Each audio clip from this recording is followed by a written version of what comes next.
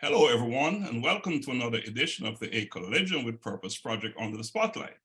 Today, the A Collision with Purpose Project Spotlight is on Mrs. Schnelle Acevedo. Mrs. Acevedo is an entrepreneur. She's the mother of 3, and she's married to her childhood sweetheart. Let us welcome Mrs. Acevedo to the A Collision with Purpose Project Under the Spotlight. I'm super happy to be here. Thank you so much for inviting me. Just a little bit about you.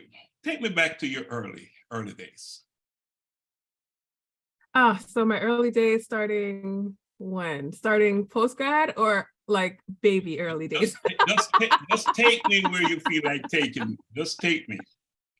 Okay, well, I guess I always, had a pretty strong drive for life. I graduated high school when I was 16, which is like pretty early, and then graduated college when I was 20 and got my master's degree by the time I was 23. I always thought I would be a corporate girl. I started off in corporate for a pretty long time. I was in corporate for about 12 years or so, and it was a fun experience. I did pretty well. I was able to get promoted, and I was working in a nonprofit, and I was also working in financial services, and it was a great gig, and I was having a good time. But on the side, I started something called my blog, and I didn't really tell many people about it. I started it 12 years ago, and blogging really blew up in the meantime. So 6 years in, I decided I was going to put all of my energy into my blog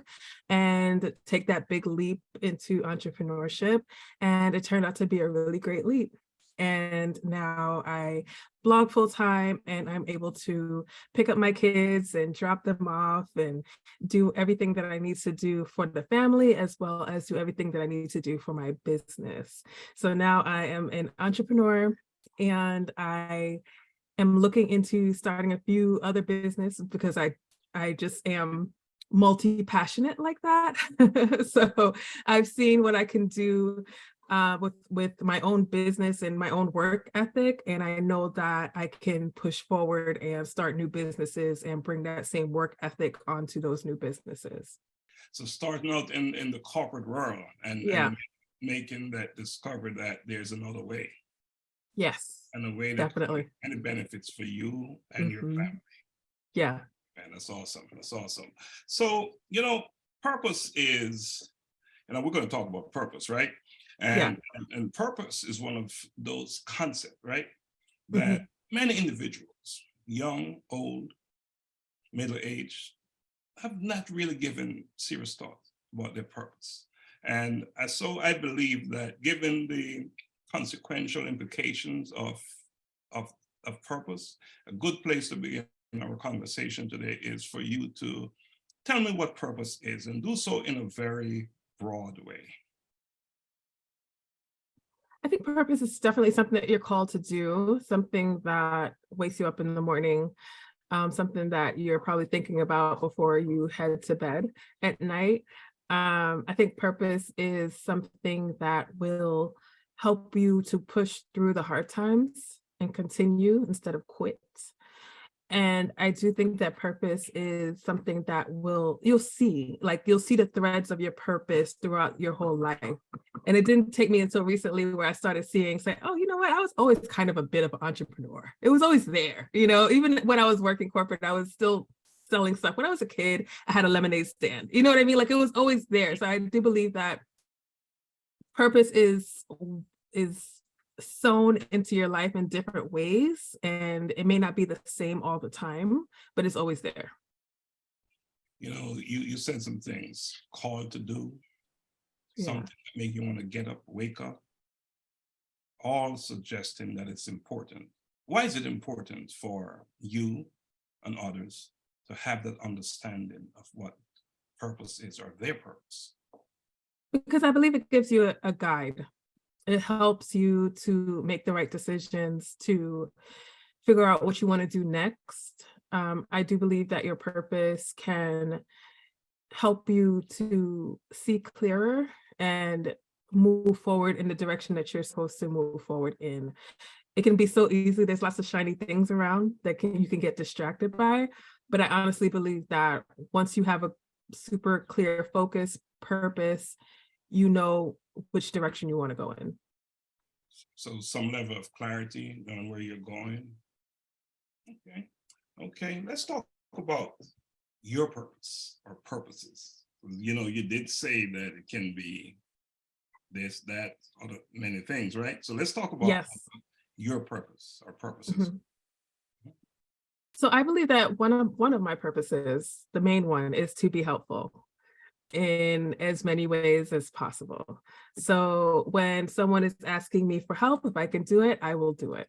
I see that with my website where I'm providing recipes for busy moms like myself who may not want to cook the same thing every week, or if I'm providing them with printables or things to make their lives easier, more organized. Those are helpful items. Everything that I publish on my website is helpful. It's meant to help someone. It's nothing about me. It's all about helping the busy mom. That is the main purpose of my website. When it comes to me, I believe that if somebody needs help from me for anything, whether it's support, whether it's my time, whether it's, anything like that, if I can give it, I will. So I do believe that one of my purposes is to be helpful. To be helpful. Mhm. And there are implications for taking on that role. To be helpful, big implications. And what informed your purpose? Is it an event in your life, a series of events, or from your perspective, is it destiny? Yes, it's definitely events. And I always go back to the fact that my mom took me to food pantries and to serve the unhoused for a long time, like when I was a little kid. And some of my earliest memories are of me being given a big, super long silver ladle and able to, scoop and pour. And I didn't understand how big of a impact that had on me until I was much older. And so I do believe just going back, she took me to places like the Bowery, which is a very big uh, serving place, shelter in the city that serves food for the unhoused. And she did that often. And we did that often. And we did lots of things often. We volunteered our time often, me and mom. So that kind of set up this purpose for me to always be in a helping role. And you're the mother of three. Yes. And what your moms did with you, taking you and exposing you and creating awareness in you. How is that playing out now with your children? So actually we went Martin Luther King Day, which was a couple of 6 weeks ago, I believe.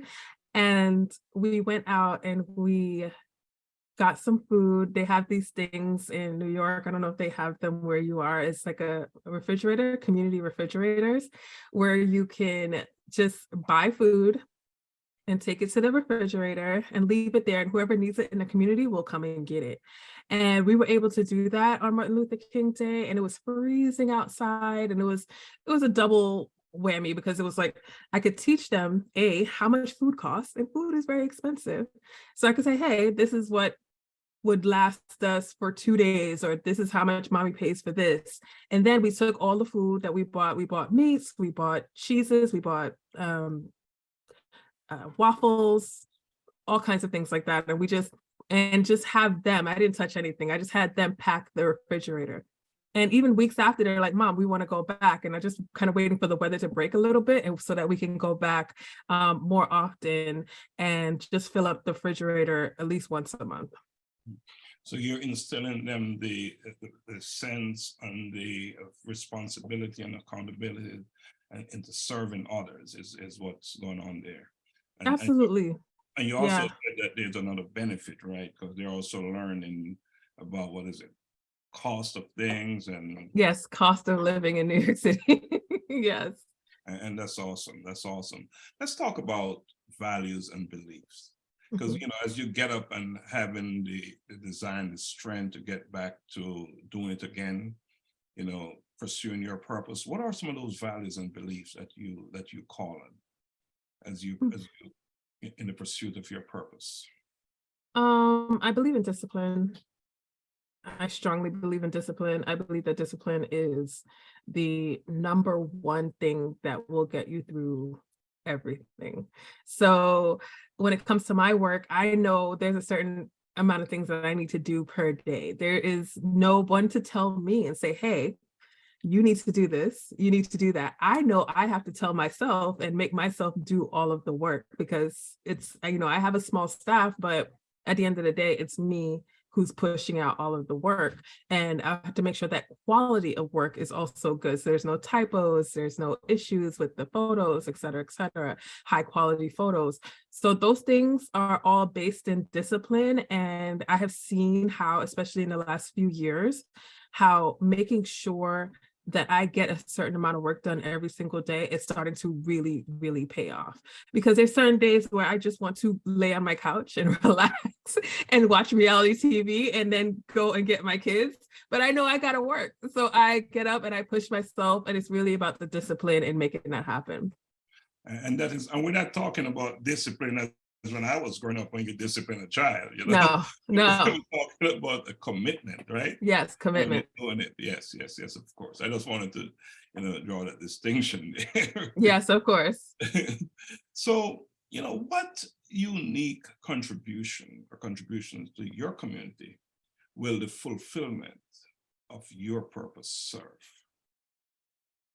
Well, I hope to make a positive impact on my community. One of my long-term goals is to, open up a storefront in the community that I'm in, that I've always been in, that I've been in for 40 years, because I love my community. My community is largely Caribbean, and, one of the last fully African-American communities left in New York City. So I really want to build up that community. For a while there, I actually even considered running for city council because I love this community so much. So I definitely want to leave my mark in some sort of way, in a positive way, whether it's I join a community board or, I open up a business that helps people, those kinds of things. Those are definitely on my vision board for the upcoming years. You said something about city council. Where are you with that? Yeah. Oh, so I went into an exploratory phase of running for city council, and it was a lot more, how shall I say? I don't want to say dirty politics, but there was a lot of stuff happening behind the curtain that I did not agree with and that I refused to participate in. So I said, you know what, I'm not going to do this. I'm just going to help my community as much as I can without being city council. Right. And, politics is, as it is, one way to help, but there are other ways to and build community as well. Yeah, for sure. Yes. Talking about building community, your circle of friends, those who are close, and family members, is the conversation about purpose a common thing? Is it a routine discussion, a regular discussion? Not in my circle per se, but it's funny because I can kind of see my friends' purpose through them. Even if we're not talking about it, I can see what they need to do, what they want to do with their lives. It's tough because right now we're still in a very big grind sort of situation where we just want to get up, take care of the kids, cook for the kids. It's like a million things that we're doing, balancing every single day while trying to take care of ourselves.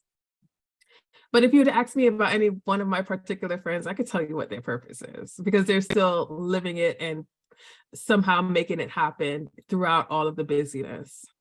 And I'm really pleased that you say that, because I believe that if you are living in purpose or walking in your purpose, those around you should have a good understanding of what purpose is, and probably know it more than you, because they're observing your behavior, the way you conduct yourself, right? So right. I agree with that notion. But do you think there are some benefits though of having an active, intentional conversation about purpose? Yeah, definitely. Especially if you see someone veering off, you could kind of help them refocus onto the right path. And I also think that when friends or family are considering doing a major career change, things like that is a really great time to bring up purpose. Yeah, yeah. And you said earlier that it's like a roadmap, right? It just It makes is. the path clearer, Yeah, knowing where you're heading, right? It's yeah, all, for sure. yes. We're going to talk about walking in purpose right now, or living in purpose and aligning oneself with, with purpose. So what does that all mean? And you hear a lot of talk about I'm walking in my purpose. What does that mean? Well, walking to your purpose, I believe, is just, again, just doing the thing that lights you up on the inside. And that thing is different for everyone. It is vastly different for everyone. My purpose is not going to be your purpose. And so really coming to terms with who you are, what you really want to do, what you really want to get out of this life would be walking in your purpose. And when you're walking in your purpose, is it what does it feel like? Where are you in your life? What does it feel like? I think when you're walking in your purpose, at least career-wise, you feel a lot of peace. It may not be a peaceful career, but you definitely feel peace inside, like this is what you're supposed to be doing, and it feels good. There's no wondering of where we're going next. Mhm. I mean, unless you are, obviously elevating in whatever you're doing in your purpose, but it's more of this feels good where I am right now, what I'm doing, how I'm spending my time feels really good and feels natural. And it doesn't feel like I'm pushing to do something that I don't want to do. It's that thing that make you want to get up in the morning and get back Yeah. at it. What advice do you have or can you provide for those individuals who are struggling with knowing where they're heading, what their purpose is?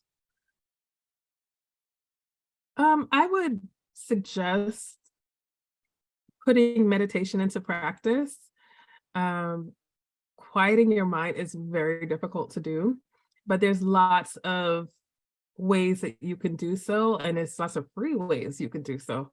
There's many meditations on YouTube, and if you want to pay for them, there's a Calm app, there's a Headspace app. Both of those are fantastic, and they just lead you into quieting your mind, and you'd be surprised what comes up when you quiet your mind. So that would be my advice. Just take a couple of weeks and meditate every day. Meditation. And maybe not enough of us. Well, obviously, we're not meditating as we should. So Mhm. that's the advice. Quiet your mind, Yeah. face. Quiet your mind and meditate. Get some peace.